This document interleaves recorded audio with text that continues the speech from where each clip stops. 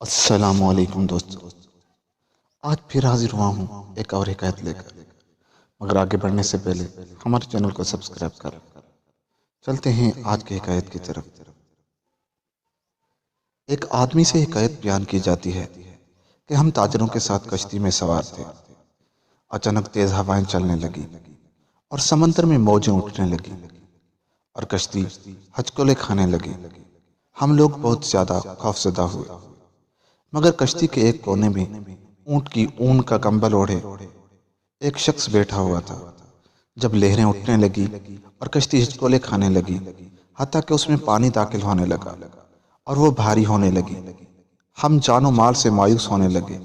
اچانک وہ شخص باہر نکلا اور پانی پر کھڑا ہو کر نماز پڑھنے لگا۔ ہم نے اس سے کہا، اے اللہ کے ولی، ہماری مدد کرو۔ اس نے ہماری طرف کوئی توجہ نہ فرمائی۔ پھر ہم نے اس سے عرض کیا، تجھے اس ذات کی قسم جس نے آپ کو عبادت کی توفیق دی ہے، ہماری مدد فرما اور ہمیں بچا۔ اس نے ہماری طرف توجہ فرمائی اور کہا، تمہارا کیا حال ہے؟ وہ اس وقت تک ہماری پریشانی سے بے خبر تھا۔ ہم نے کہا کہ آپ کشتی کی طرف نہیں دیکھتے کہ دریا کی لہروں اور طوفان سے ہمیں کیا پریشانی پہنچی ہے؟ یہ سن کر اس نے کہا، تم سب اللہ کا قرب حاصل کرو۔ ہم نے عرض کیا، ہم کس چیز سے اللہ کا قرب حاصل کریں؟ اس نے فرمایا، دنیا کو چھوڑ دو۔ ہم نے اس سے عرض کیا، ہم نے دنیا ترک کر دی۔ پھر اس نے فرمایا، اللہ پاک کے نام کے ساتھ تم سب نکلو۔ بس ہم ایک ایک کر کے نکلتے گئے اور پانی پر چل کر اس کے گرد جمع ہوتے گئے، حتیٰ کہ ہم پانی پر کھڑے ہو گئے اور ہم 200 افراد سے زیادہ تھے۔ جب ہم باہر نکلے تو کشتی اور سارا سامان ڈوب گیا۔ پھر اس نے کہا کہ تم دنیا کے خوف سے تو بچ گئے ہو، اب چلے جاؤ۔ ہم نے اس سے عرض کیا، ہم اللہ کی قسم دے کر آپ سے پوچھتے ہیں کہ آپ کون ہیں؟ جواب دیا، میں اویس کرنی ہوں۔ ہم نے آپ سے کہا کہ اس کشتی میں مدینہ کے فقراء کا مال ہے اور اس مال کو مصر کے ایک شخص نے بھیجا ہے۔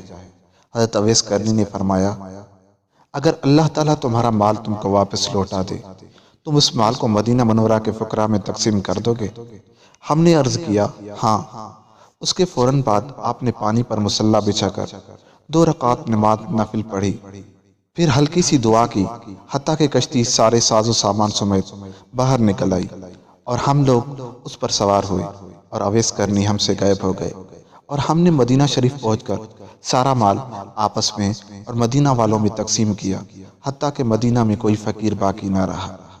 اگر آپ کو ہماری یہ ویڈیو اچھی لگی تو جاتے جاتے ہمارے چینل کو سبسکرائب کر لیں، نوٹیفیکیشن کے لیے بیل آئیکن کو دبا دیں۔